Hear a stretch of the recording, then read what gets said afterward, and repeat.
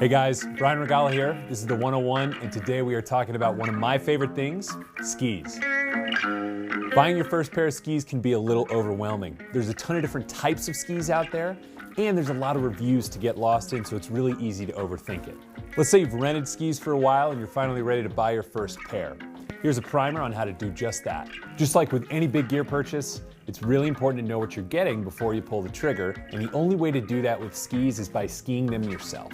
You can watch for demo days at your local resort, where brands will bring in all their latest models to the mountain for you to try out, or you can just demo a set from a reputable shop. Most shops will even knock the cost of the demo off the purchase price if you end up buying them. Ski shops will usually put this year's model on sale at the end of the season in the spring. The benefit of buying from a ski shop is you're going to get professional advice that's tailored to your specific needs. So wait it out until March or April if you're looking to buy this season, or you can try sites like evo.com or REI. They usually run a lot of late season deals as well. Okay, now for the fun part. What type of ski should you look for? For your first pair, I recommend going with a well-rounded all-mountain ski.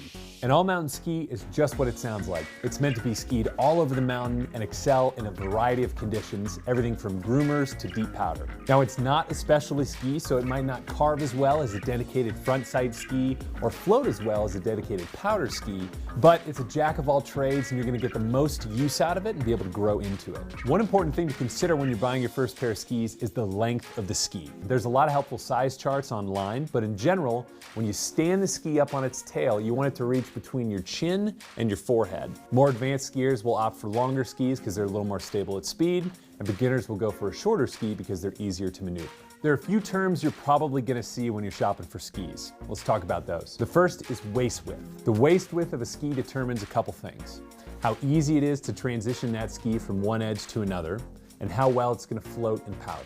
Now, in general, wider skis are gonna be better in powder and worse on groomers. 100 millimeters underfoot is pretty much the sweet spot for an all-mountain ski. It's gonna float decently well on powder and still be a ton of fun all over the rest of the mountain on groomers and hard snow. If you live on the East Coast or somewhere that doesn't see as much snow as the Rockies, you may wanna go with something a little narrower underfoot, maybe 90 or 80 millimeters. It really depends on where you live and what type of skiing you want to do the most. Okay, for lack of a better term, a ski's rocker profile, which is something you'll see a lot, is basically which way the ski is bent. Most all-mountain skis today feature a mixture of rocker and camber, and have rocker tips and tails, and then traditional camber underfoot. Fully rockered skis are great in powder, not so great on a groomer. And the opposite is true for fully cambered skis. Next, Sidecut. Sidecut is basically just the difference between the narrowest and widest portion of the ski. This is important because it determines a ski's turn radius. In general, beginners usually opt for a ski with a shorter turn radius because they're a little easier to handle. All right, don't worry too much about those terms and numbers. Bottom line is you want an all-mountain ski, 90 to 100 millimeters underfoot, depending upon where you live, with a little bit of side cut and some rocker so they're a little easier to turn. All right, let me make this easy for you. My pick for a great all-around all-mountain ski is the Blizzard Rustler 10. It's a really cool ski that works well for just about everybody. I know beginners who use this ski and love it. I know ski racers who use this ski and love it. I know free ride guys that also love this ski.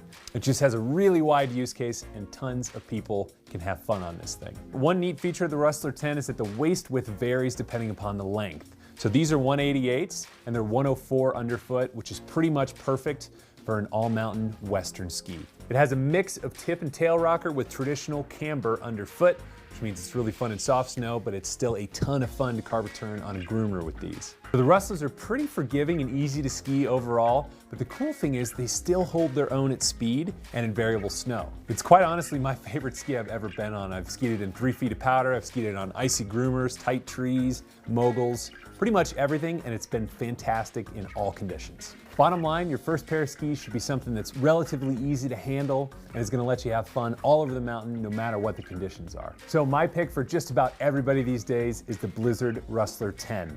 I encourage you to get out and demo a pair if you can, but whatever you do, make sure you go with an all-mountain ski in the 90 to 100 millimeter underfoot range and have fun out there.